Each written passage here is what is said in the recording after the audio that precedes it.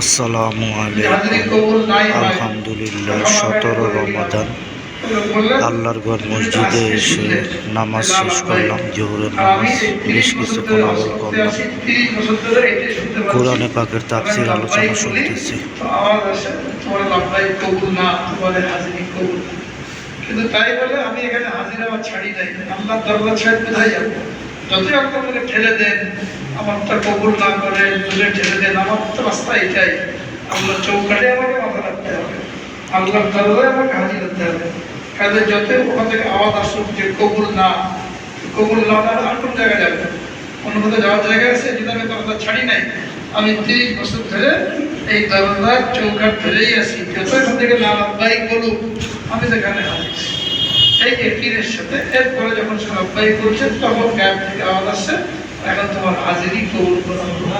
হ্যাঁ, আমরা পরীক্ষা করে যে বান্দা পেরেশান হয়ে চলে যায় কিনা, হতাশ হয়ে চলে যায় কিনা।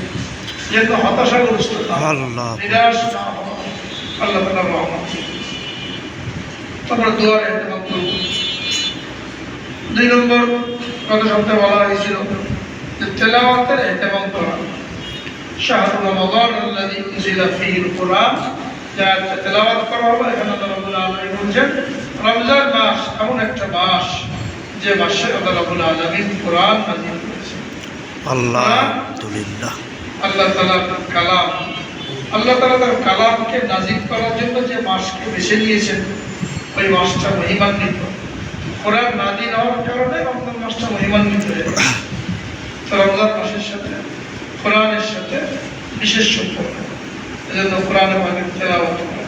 যদি কেউ তেলাওয়াত করতে না পারি, তাহলে কি করবো? আমি তো পড়তে পারি না, যাক বেঁচে গেলাম। পড়তে পারি না এই কথা বলে কতদিন বসে থাকবো? বছরকে বছর চলে যাচ্ছে, প্রত্যেক বছর রমজান আসছে, আর আমি এই কথা বলেই পার করে দিচ্ছি আমি তো পড়তে পারি না।